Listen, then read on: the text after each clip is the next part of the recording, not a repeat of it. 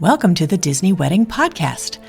This show is brought to you by Carrie Hayward's Fairy Tale Weddings Guide, the only guidebook and bridal organizer tailored exclusively to Disney's fairy tale weddings at Walt Disney World. I'm Carrie Hayward, and each week I feature Disney wedding updates, money-saving tips, and interviews with wedding vendors and real Disney couples. I also cover honeymoons, anniversaries, and engagements at the Disney parks and resorts. Join me now as the Disney Wedding Podcast celebrates romance at Disney destinations.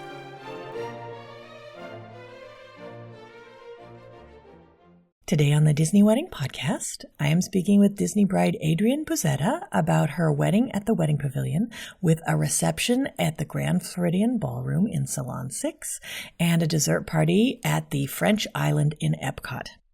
I thought you guys would be interested to hear how she chose these locations and how she planned everything and how it all turned out. So welcome, Adrienne. Hi, Carrie. Thank you so much for having me. Thanks for being on the show today. I would love to start at the very beginning and find out how you guys decided that you wanted to have your wedding at Disney. Yeah, so I think absolutely no one on earth was surprised when we decided to have a Disney wedding. My husband Mike and I are very much known as the Disney people in all of our circles. But the story of how we really decided began with me very long ago when I actually read your wedding trip report back on the message boards in, I think, 2008. So I was a teenager at the time, and I was obsessed with Disney and Disney weddings from then. And I think I kind of had the seed planted and solidified that I would have a Disney wedding one day. And then I ended up meeting Mike, who himself loves Disney. So the universe really rewarded me with that one. He's actually a cast member as well. And that kind of just how we came upon it. There was no other choice. We never even entertained having a local wedding up here in New York or New Jersey. It was Disney for us all the way. That's awesome. I love that. Yeah. So then how did your friends and family react when they found out where the wedding was going to be? No one was shocked. I think everyone expected it. Everyone who had known me, even before Mike entered the picture, kind of always knew that that was what I wanted. And then when I met him, like I said, and is possibly the only person I know who's a bigger Disney fan than me, even though I don't like to let him take that one. Everyone kind of knew. It kind of just worked out that we would have it that way. How many guests did you invite and how many were able to make the trip? So we invited about 150 to 160 guests, I would say, keeping in mind that most people would be traveling from the New York, New Jersey, Pennsylvania area. And we really kind of thought that we wouldn't get a huge number. We thought maybe we'd have about 50% of people say yes. So we were expecting around 80, and that was the number that we had kept giving Disney over and over again. And then it turned out that a lot of people wanted to come and were able to make the trip. So we ended up, I think, with 111 guests in the end. We had guests from 8 different states that were able to make the trip. Oh, that's awesome. Did you set up a room block for your guests? We did. So this was something that we knew we wanted to do, and we weren't really positive how we wanted to go about doing the different resorts. We at first thought we would do a value, a moderate, and a deluxe to give everybody an option. And then as we looked into it, what we decided to ultimately do was choose one resort. So we chose Coronado Springs. And to give guests some variety, we did rooms in Grand Casino Tower and then rooms in the outer buildings. And the reason that we decided to do that was because we go to Disney a lot. We're there very often, and we're very big into staying at the boardwalk and the beach club and doing the deluxe resorts. But we felt like this was the only time on earth that we'd ever be able to have 100 of our guests with us at a Disney hotel. And so we really wanted to give a price point that was friendly to everyone. So people had a choice of, again, staying in the outer buildings that were more affordable or staying in the towers. We felt like there was something for everyone. We even had one guest say concierge. And it was really, honestly, one of the best decisions that we made, because every night we got back to our hotel and we would run into our aunt, our friends from college, our friends from the neighborhood. So I really feel like that was one of the best decisions we made in the process, was choosing one resort. That's a great idea. Now, how did you choose the day of the week and time of day for your event? So we knew that we wanted to do a weekend because, as I said, everyone was largely coming down from the Northeast And we wanted to make it so they wouldn't have to take any days off of work if they didn't want to. But if they wanted to, we figured at least they could take one day off. So we decided that we'd do a Friday for our welcome party, a Saturday evening for our wedding. And then on Sunday, what we decided to do was we had a kind of impromptu meet in EPCOT. Anyone who had a park ticket come and say hi to us and have a drink or some food around the world. So we essentially planned it so that everybody could be at least at the welcome party and the wedding day and not need to take a day off of work. And we felt like that was kind of in the best interest of our guests. And we were really looking out for people who we knew would be spending money to travel. Didn't want to force anyone to have to take time off of work. That's a great idea. How did you choose your ceremony and reception venues? So I knew I wanted the Wedding Pavilion. That was kind of the one non-negotiable for me in terms of locations. We knew we wanted some sort of traditional feel for our reception. We were between the American Adventure Rotunda and the ballrooms. We felt like both kind of had a more traditional feel that we were going for. And ultimately, we decided to go with the ballrooms because of the ability to use outside vendors. And we also felt like if we were doing the Wedding Pavilion and Grand Floridian, it kind of gave the Magic Kingdom feel. We knew we'd want our dessert party at EPCOT, so it gave an EPCOT kind of feel. And our welcome party was at Fantasmic and Hollywood Studios, so it gave guests access to Hollywood Studios as well. So we felt like that kind of incorporated the three parks that we love the most. That's a great idea. Now, can you talk a little bit about the outside vendors you chose and how you found them? Absolutely. So I used quite a few outside vendors. I used Longwood Events for draping and for our dance floor. They were really wonderful. I found them as a recommendation from Catherine Martell, who I used as my day of coordinator. And I cannot say enough about Catherine. I actually found out about her originally through Diz Brides and through the podcast. So very, very happy that we were able to connect. And she saved my day in many ways, which I'm sure I'll get to in a bit. I used Polk Bros for videography, found them through other Diz Brides as well, through videos that were posted or guests that were on the podcast, and just really liked their work and their style. I used The Roots, of course. So Nate and Jenzy were probably chosen before my groom even was. And they were kind of like celebrities in my mind. So the first time I met Nate, it felt like I was meeting I always tell him, I'm like, it was like meeting a celebrity because I had been following him and Jenzy, of course, since like 2008 when I first read about your wedding. So they were a very easy choice and just such wonderful people and so talented. I cannot tell you the compliments I've gotten on my wedding photos. Their work is it's just so stunning. So glad that we went with them.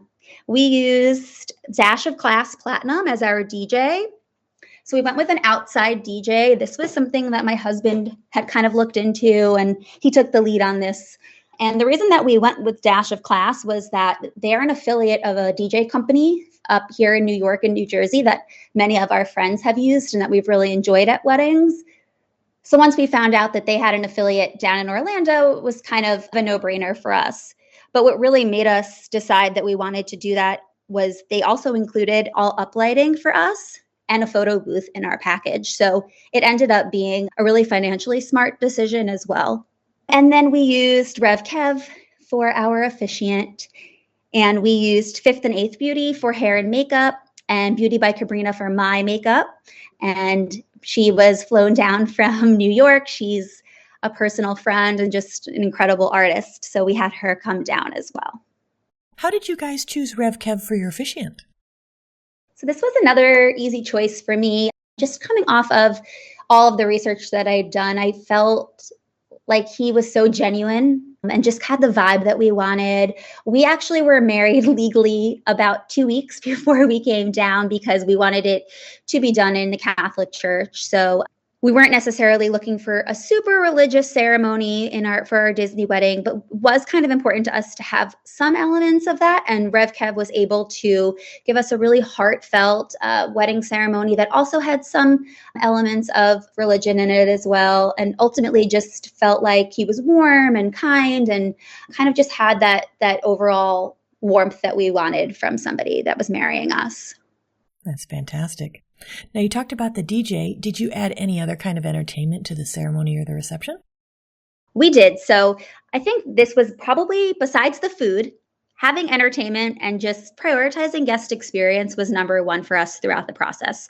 We really wanted to show appreciation for people coming, and we really wanted to make it an experience for them. So this was something that we really put at the top of our list. So we had Mickey and Minnie in their bridal outfits come, and they were a huge hit. Everybody says it, but until you actually experience it, you don't really understand the excitement of a room full of predominantly adults when they see Mickey and Minnie walk in. It was so cool, and something I'll never forget when they announced them. So such a good decision having them. We had a photo booth, as I had mentioned, and that was really fun, gave people something to kind of do during the reception. We had Cinderella's carriage, which was another thing that I was not cutting for anything. I had to have that, and it was honestly one of the most special moments of the day, getting to ride in it with my husband, but then also on the way to our ceremony with my parents. It was something that I think even when they talk about the wedding day, it's something they're always mentioning. So it was really special to have that. We did a ride mix-in on Soarin' after our dessert party, which was another awesome, awesome surprise. We tried to keep that from our guests so that it would be kind of a little bit of a surprise at the end of the night. So once we wrapped up our dessert party, we told them we had one more thing in store, and we didn't really tell them where we were going. We just kind of started following the guide, all 100 plus of us, and walked all the way over to Soarin'. And by the time we got there, everybody was so hyped up, and by the time we sat in the ride, everyone was chanting our names, and it was just such a special moment. And I'm glad we chose Soarin' because kind of similar to what I was saying with choosing one hotel, everybody got to ride together. So I think a couple of folks chose not to ride, and then some of my friends had little ones, so had to sit the ride out. So by the time we actually got on the ride, we fit perfectly in terms of numbers. So we all got to ride on the same exact ride. So it was really cool to get to share that together. Again, a once in a lifetime opportunity. We'll never, ever ride an attraction with like all of my family and friends like that. We also, I don't know if this counts as entertainment. Obviously, we had the DJ, but we ordered foam glow sticks, which were a huge hit. So kind of like the light up batons. Yeah, I think that was kind of it. Now, do you have any menu items from any of your events or cake flavors that you would recommend?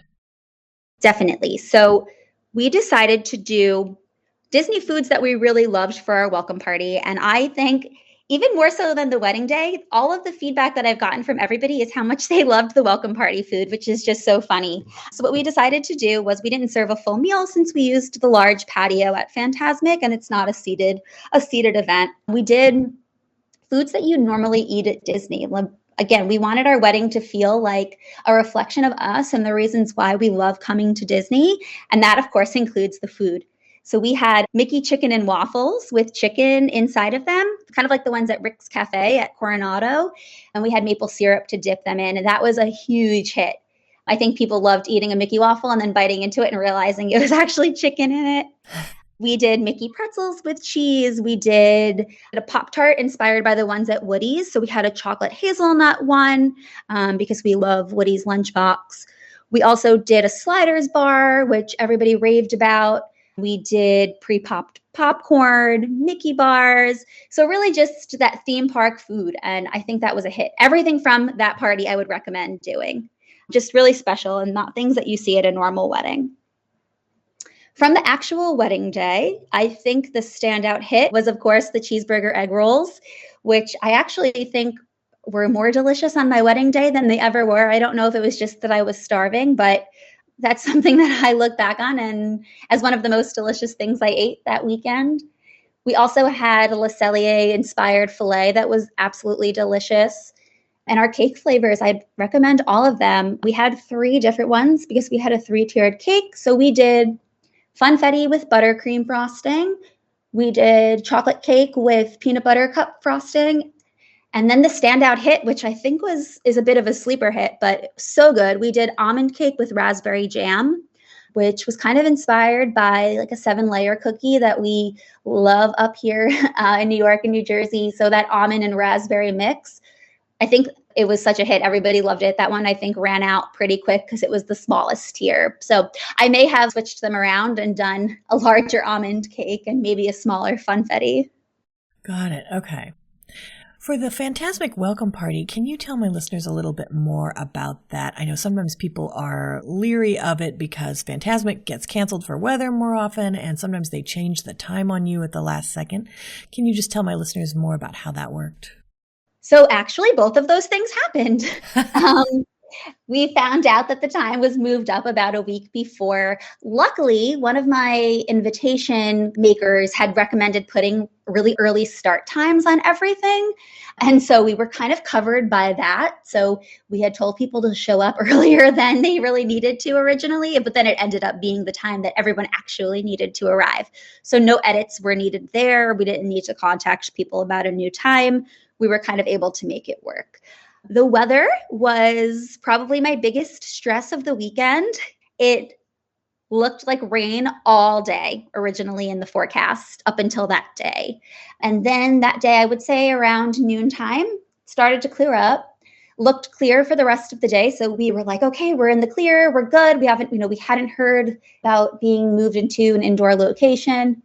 And then around the time we were about to get out of the car to get there, it started to rain really heavily. At this point, Disney had already called me to say that the weather looked okay. They were set up and we would go ahead with having it outside. But the rain decided to come anyway after this all happened. So absolutely nobody's fault, just a surprise sprinkle that lasted about an hour. So the rain ended up being okay in the end because it kind of gave everyone a full Disney experience. We kept joking, looking around. Disney had provided ponchos for everyone, which was wonderful. But to look around at all of our guests in their nice clothing, wearing a poncho, sitting and eating Mickey-shaped foods, watching Fantasmic, we were like, we've converted everyone into Disney fans. So we kind of made a joke out of it. And the pictures are hilarious. So Nate also photographed the welcome party. And we've got these photos of everybody just, again, sitting there in their ponchos, eating these snacks. And it's cool to look back on it now. Our backup location would have been Pizza Rizzo, though. Oh, yeah, the worst. I requested to not have it, but it would have been. I think my request was not going to be met, they said. I mean, there's basically the only other place you could go would be Disney Junior, and then they charge you extra for lighting or something, so. Oh, I didn't know that. Well, I honestly was praying to keep it outside, even if it did drizzle. I would have rather have it the way that it was, where people got wet for a few minutes or, a little while. By the time the show started, it did sort of clear up. Oh, that's great. Okay, good. Now, can you give my listeners a timeline of how the wedding day ran? Sure. So hair and makeup started at 5 a.m., which was super early, a lot earlier than I expected. And so everybody came to my room. We had one of the suites at Grandestino Tower, which I highly recommend. I don't know if enough people know about it, but it's really such a spacious room and everybody was able to fit comfortably to get ready. So we spent the whole morning getting ready. There were about 10 of us in my room who had hair and makeup done. So that took quite a while. Nate and Jenzy and Poke Bros arrived around 9:45, and they started with my husband doing his photos of him and his best man and all of the shots that they needed to get. And then they came up to me to take photos of my bridesmaids and I, my mom and I, my aunt and I, getting ready photos, all of the accessories and detail pictures. And we left for the Grand Floridian around 11:45. So we had decided that we wanted to do a first look and then do our portraits, a lot of our pictures anyway, before the ceremony. And that was really because we wanted to enjoy as much time as we could with our friends and family. So we did our first look around 12:15. We did that on the staircase at the Grand Floridian, which was one of those things that I was very, very set on. The stairs at the Grand Floridian are very significant to me and just a place in Disney that means a lot to me. And so it kind of had to be in that spot. And it turned out to be one of the best moments of the day. We then took photos with our families at around 1:30 and finished portraits around 2, and then headed over in the coach for the ceremony at 2:30. We had our staged exit after the ceremony. So we did the bubbles and the coach exit. and then took extended family photos. So that was around, I would say 3:10 to 3:20, about, probably a little longer because I have a pretty large family. But we did all the aunts and uncles, cousins photos at the Wedding Pavilion. After that, we headed over to cocktail hour, which started at 3:30, and that was at Whitehall Patio. And then Mike and I decided that we would kind of skip the cocktail hour and just sit privately and enjoy the food and each other's company for a little bit. And I'm really glad I did that. Looking back, I think it was one of the most special moments of the day. We thought at first we'd want to be in cocktail hour with everyone, but we really needed that 20, 30 minutes to kind of sit, unwind, take it all in. So I was really glad we decided to do that. And then our reception started at 4:30. We had dinner, we did some dancing, guests enjoyed the photo booth. Mickey and Minnie then arrived around 6:45. We had them for a while. Mike and I both did an outfit change before our dessert party. So around 7:15, I started heading to get changed into my second dress. Reception ended shortly after, around 7:30. We got on 2 buses and a van. All of us packed up and headed over to EPCOT. Got dropped off at our dessert party around 8. Fireworks were at 9. And then after fireworks ended, hung out for a couple of minutes and then headed right over to Soarin' to do the ride vixen. And then we went back to Grandestino, and that was a wrap on the day. It was a really long day, but it was awesome. Now, you talked about guest experience being super important to you guys. Were there any other aspects that you focused your attention or your budget on?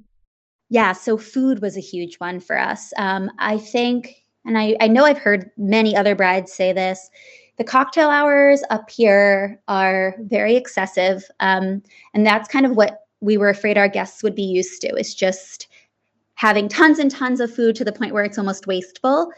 So we really wanted to provide enough food, but we also wanted to do it in a way that felt authentic to us and to the experience at Disney. So it really was striking the balance between having enough food that everybody had variety and felt familiar in some ways, but also not going overboard because there were so many other things going on besides the food. But we did end up, I think, probably doing more food than we even needed to. We had lots of food, like I talked about at the welcome party, but then the day of, we did, I think, 6 appetizers at our cocktail hour.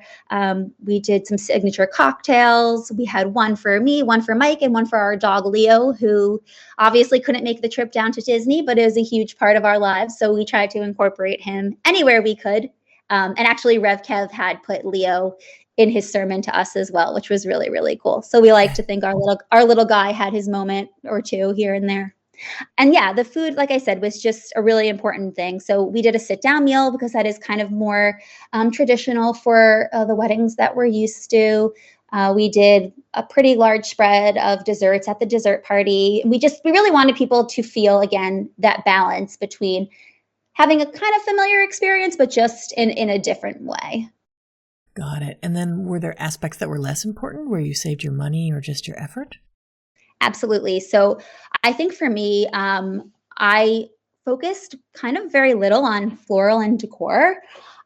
For my events outside of my actual reception, I had basically no decor. So for Fantasmic at the patios, I had nothing. For our dessert party at EPCOT, I didn't add anything. The only areas where I really added floral and decor were for our ceremony and our reception. And even at that, it was, I would say, pretty minimal. I did have some upgraded linens. I wanted the sequin linens, but I decided to only do those on the sweetheart table and the cake table, so I cut back that way. We did do pretty significant centerpieces for florals, but we rotated them, which is a tip that I think is really, really helpful. So we wanted the height and the dimension, but we didn't want to have a large centerpiece on every single table because we did have 12 tables. So we decided to do half and half. So we had one smaller one and then one larger one on every other table, which really helped me to cut back and save some money there. So I really just kind of made it so I prioritized the things that were really important to me, such as, again, like the dance floor. I didn't want the wooden dance floor. I wanted the upgraded one that I got from Longwood. I wanted draping, but I only did one wall. kind of prioritized those things and then cut back from there. Got it. So out of all of this, what ended up being your favorite memory of your wedding day? This is a hard one, but I think my first look. The first look, I knew I wanted it at the Grand Floridian on those stairs. And we would always joke every trip before, like, oh, those are my stairs. And that's where our first look is going to be. So now to actually have that moment have happened was just really, really special. And I know like Mike and I will always go back there and just look at it with such fond memories. And it was really one of the most beautiful, touching moments of the day. Another moment, though, I think I'll never forget was the night of the welcome party. So all of our guests got there, and there were, again, about 100 people, and Mike and I were the last to arrive, so we could make sort of an entrance. And as we walked up to the flagpole outside of Hollywood Studios, everybody broke into cheers and applause. And this was the first time I was seeing probably 90% of our guests since it was the welcome party. So outside of our immediate family, who we had been with earlier in the week, this was the first time I was seeing people who had traveled from all over. So that moment walking up to that, even though it was raining, I didn't even feel the rain. Just getting to be met with the applause of so many people that I loved that showed up for us was absolutely incredible. And I remember just saying to Mike that day, and then again at our wedding day, just to look around, because we're in the place that we love the most, that honestly is the most meaningful place on earth to us. Like, we were engaged on the Fantasy. We come to Disney constantly. It's our happy place.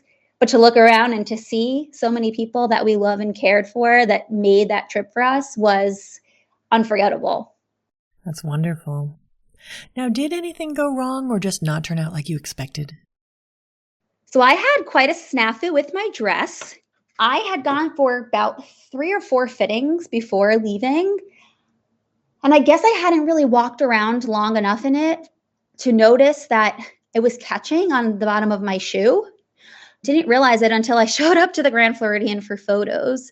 And I was at the point where, I had a very large ball gown, but it was getting to the point where even with it being a large ball gown, I couldn't walk without fear of tripping. So this is where Gen Z and Catherine really jumped in and saved my day, because they were able to cut a piece of the tulle off, which both of them were very concerned to do, but I know. Catherine looked at me at one point and she's like, I can't believe I'm taking scissors to a wedding dress. But it had to be done because I couldn't walk. I would have fallen down. There was no doubt about it. I had many, many layers of tulle. Like, I can't even count how many layers of tulle were in my dress. So what they did was they figured out which layers of tulle were the ones making me trip, and they cut them so that when I took my steps, I was not catching on the tulle. So definitely a memory that I will remember forever was cutting my wedding dress an hour before my ceremony. So that wasn't quite perfect. The only other thing really was the weather the night of Fantasmic, as I had mentioned, but we made the best of it. My wedding day itself was sunny and beautiful, so I feel like I couldn't have asked for anything more. And you can't control the weather. Right. So then, was there anything besides the weather that you were stressed out about, or you were thinking was going to be a big deal and then it turned out not to be? Couple of things. So number one, which this sounds very silly, but I had a lot of gold in my wedding, and I didn't really do a theme, but I tend to just lean more towards gold and wanted more gold elements in my wedding. And so the silverware was something that I spent way too much time thinking about before the wedding. I ultimately decided not to upgrade to the gold silverware just to save some money. And honestly, looking back, I don't even remember what the silverware looked like, nor do I think anyone else did. So that was one of those things that I think I had just really overemphasized and that no one noticed. So I'm glad that I saved money there. The other thing was getting my dress there. So if you've seen my dress, you know it was quite large, and we had to get it down from New Jersey to Orlando. And it was quite a feat. We ended up purchasing a seat for the dress, but even so, it was so heavy to carry through the airport. And I was so worried about getting it there, having to put it through security, having to carry it, having to get it everywhere safely. But in the end, it really was fine. And this was another thing similar to the rain, where I think it kind of added humor to the day and to the week, because everybody got a kick out of seeing this enormous dress sitting on the seat on the airplane, and everybody knew we were getting married. So by the time we landed in Orlando, the pilot made an announcement congratulating us. So it was one of those things. I stressed about it a ton, and I worried, and I really thought about just canceling the flight and driving down with it. But in the end, I'm kind of glad that we did it the way that we did. Now, is there anything you would have done differently knowing what you know now? Honestly, no. I had the very best day, the best weekend, the best week. Disney went above and beyond for us. My planner, I cannot say enough about her. She was incredibly responsive. I mean, we would email and within an hour have responses about everything that we had questions on. I was so happy with my vendors. I really felt like the day was everything I dreamed of, and there wasn't anything that I'd do differently. Do you have any other tips or advice for future Disney couples? Yeah, I think going into it, you can get a lot of different opinions, and it's wonderful to have all of these resources out there, but sometimes you can kind of overload yourself with all of the information that's out there. And I tended to find, especially as we got closer, the more information I was consuming and the more feedback and opinions I was consuming, the more stressed I felt. My advice really is to stay true to yourself and stick to what you really want in your heart, and try to drown out the noise. There will be a lot of opinions, but at the end of the day, it really matters what you and your partner want for your day. And everything that we did that felt genuine to us was the stuff that I'm looking back on now with just the most joy, like sticking to wanting the carriage and keeping that as a non-negotiable when maybe other people would have suggested cutting it. I think that was important to us. And if you stick to the things that are important to you, your day will be a success. That's great advice. Well, Adrienne, I think you've offered a lot of great tips and advice for anyone who's interested in getting married or having a vow renewal at Walt Disney World, and I appreciate your taking the time. Thank you so much, Carrie. That's our show for today. I'm your host, Carrie Hayward, inviting you to join me again next week for another episode of the Disney Wedding Podcast. Past shows and tons of photos for each episode are available on my website, DisneyWeddingPodcast.com, or listen in your favorite podcast app. And for instant answers to all your Walt Disney World wedding questions, check out Carrie Hayward's Fairy Tale Weddings Guide, available as an interactive ebook with continual free updates at fairytaleweddingsguide.com.